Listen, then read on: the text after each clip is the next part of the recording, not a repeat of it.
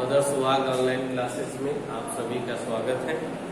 जैसा कि आप लोगों को भूगोल में पाठ 3 तक अध्ययन कराया गया है और साथ में दिखवाया भी गया है, आज हम आप लोगों को पाठ 4 ऊर्जा और शक्ति के संसाधन के विषय में बताएंगे, जिन्हें बच्चे ध्यान से सुनेंगे और बुक के माध्यम से भी इस पाठ को अध्ययन करने का प्रयास करेंगे। तो हम आज ऊर्जा के जो संसाधन है उसके बारे में आपको जानकारी देंगे। ठीक है, आज कल संसार में उपयोग की जाने वाली अधिकतर ऊर्जा जो संसाधन है, जैसे कोयले, पेट्रोलियम तथा प्राकृतिक गैस से बनाई जाती है। मतलब जो भी ऊर्जा के संसाधन हम उपयोग करते हैं वो कोयला, पेट्रोलियम या प्राकृतिक गैसों के माध्यम से ही बनाई जाती हैं। इन खनिजों की जैविक उत्पत्ति के कारण इन्हें जीवाश्म कहा जाता है। क्या कहा जाता है?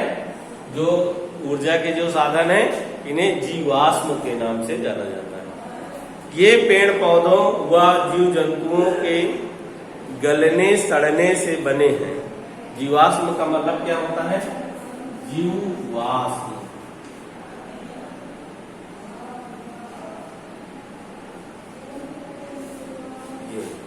जीवाश्म ईंधन। जो जीवाश्म ईंधन की प्राप्ति होती है वो कैसे होती है?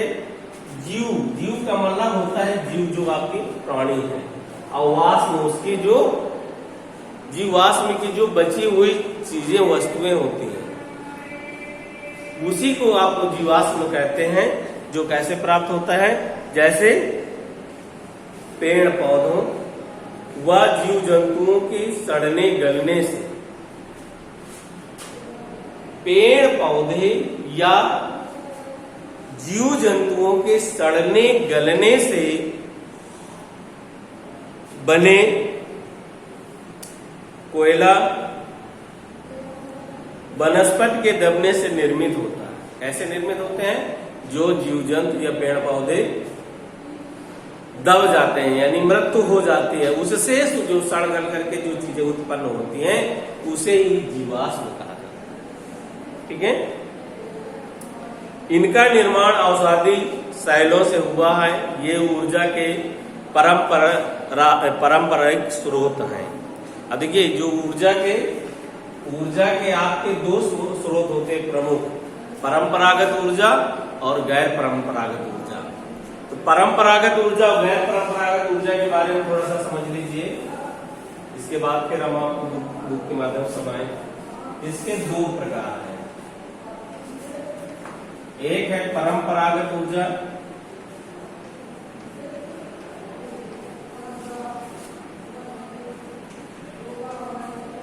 और दूसरा है गैर परंपरागत।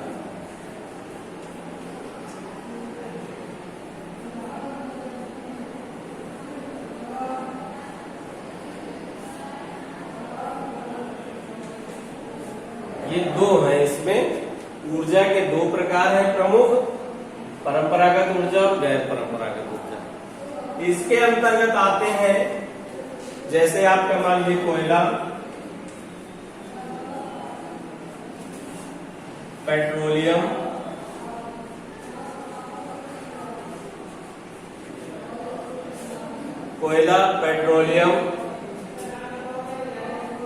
प्राकृतिक गैस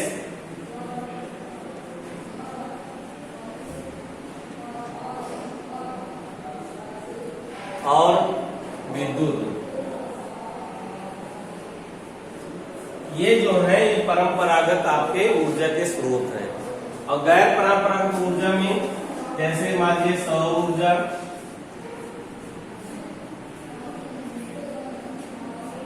पवन ऊर्जा,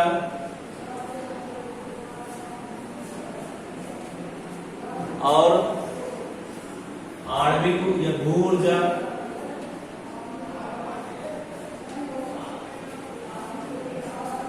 परमाणु ऊर्जा,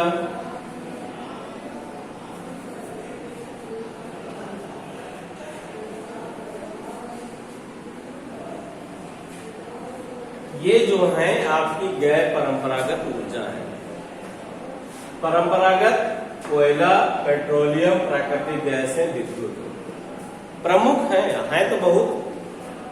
और गैर परंपरागत जैसे सौर ऊर्जा है, पवन ऊर्जा है, भू ऊर्जा है, परमाणु ऊर्जा है, आणविक ऊर्जा के नाम से भी जाना जाता है। ये आपके पारंपरिक और गैर पारंपरिक ऊर्जा है। इसी में ऊर्जा का या शक्ति उत्पादन करने वाले सभी स्रोत हैं। बल या चीजें ऊर्जा स्रोत कहलाती हैं। ऊर्जा के स्रोतों का वर्गीकरण निम्न तरीकों से किया जा सकता है। जैसे पहला आपका ऊर्जा के वाणिज्यिक और गैर वाणिज्यिक स्रोत, तो ये आपका हो गया। अब इसके जो आप प्रकार और भी हैं उनके बारे में जानेंगे।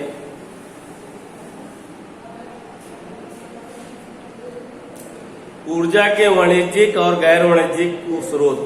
अब वाणिज्यिक क्या होते हैं, गैर वाणिज्यिक क्या होते हैं, इसके बारे में समझ लेते हैं। वाणिज्यिक ऊर्जा के जो स्रोत हैं वो जैसे कोयला, पेट्रोलियम, प्राकृतिक गैस और विद्युत, ये क्या है, ऊर्जा के वाणिज्यिक स्रोत है। वाणिज्यिक का मतलब होता है व्यापारिक, वाणिज्यिक का मतलब होता है व्यापारिक, ठीक है। और कुछ होते हैं गैर वाणिज्यिक हैं। गैर वाणिज्यिक जैसे हैं गोबर ऊर्जा का प्रमुख स्रोत है, जलाऊ लकड़ी ईंधन की तरह जलाए जाने वाले फसलों के द्वितीयक उत्पादक मुख्यतः ग्रामीण क्षेत्रों में।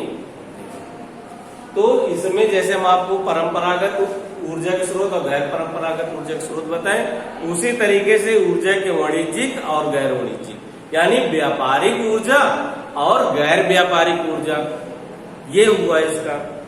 और इसी का अगला है ऊर्जा के परंपरागत और ऊर्जा के गैर परंपरागत स्रोत। इसको अभी हम आपको बता चुके हैं। ऊर्जा जो पारंपरिक ऊर्जा कौन सी होती है और गैर परंपरागत ऊर्जा कौन सी होती है। आगे हम चलेंगे जीवाश्म ईंधन। जीवाश्म ईंधन के बारे में समझिए। ईंधन को गर्मी ऊर्जा उत्पन्न करने के लिए उपयोग में लाया जाता है। जीवाश्म पृथ्वी की प्रॉपर्टी की अवसादी चट्टानों में लंबे समय तक दबे हुए पौधों और जंतुओं के अवशेष कार्बनिक पदार्थ है।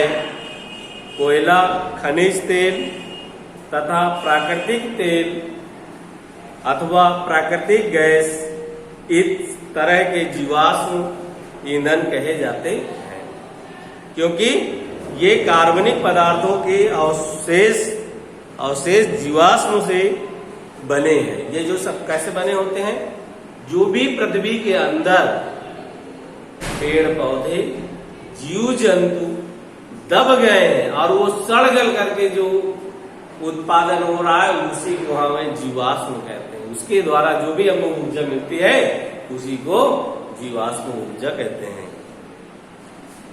कार्बनिक पदार्थों जैसे जबकि पेट्रोलियम तथा प्राकृतिक गैस जंतुओं के अवशेषों के अपघटन होने से बनते हैं। जीवाश्म ईंधनों का एक बार उपयोग करने के बाद वे समाप्त हो जाते हैं। कुछ ऐसे ईंधन होते हैं जीवाश्म ईंधन जिनका हम अगर एक बार उपयोग कर लेते हैं वो समाप्त हो जाते हैं। जैसे पेट्रोल है, गाड़ी में डाले और जैसे पेट्रोल गाड़ी में खत्म तो उसका काम खत्म, फिर पुनः हमको नया डालना पड़ता है, उससे हमको पुनः एनर्जी नहीं मिलती है। और कुछ ऐसे ईंधन के स्रोत होते हैं जो एक बार उपयोग होने के बाद दोबारा भी हम उनसे एनर्जी प्राप्त कर लेते हैं। मनुष्य उन्हें नहीं प्राप्त कर सकता है, उन नवीकरणीय नहीं किया जा सकता है। ये प्रदूषण मुक्त नहीं है, इनमें गैस, धुएं आदि निकलने के कारण अत्यधिक प्रदूषित होता है। तो ये आज आपका ऊर्जा और शक्ति के संसाधन को हमने आपको समझाया। जीवाश्म ईंधन किसे कहते हैं, परंपरागत ऊर्जा, गैर परंपरागत ऊर्जा के बारे में आपको बताएं। कल हम आपको जो ऊर्जा के स्रोत हैं इनका हम विस्तार से चर्चा करेंगे, जैसे कोयला, खनिज तेल के बारे में कल चर्चा करेंगे। तो सभी बच्चे इस बुक का अध्ययन करेंगे और इसके साथ साथ जो भी सामान्य एग्जाम का सिलेबस आपको दिया गया है या जो भी अभी तक लिखवाया गया है, सारी चीजें आप सभी बच्चे अपना तैयार करेंगे और अर्धवार्षिक परीक्षाएं कापियां समय से प्राप्त कर लें, जिससे आप लोगों को एग्जाम में कोई प्रॉब्लम ना हो। धन्यवाद।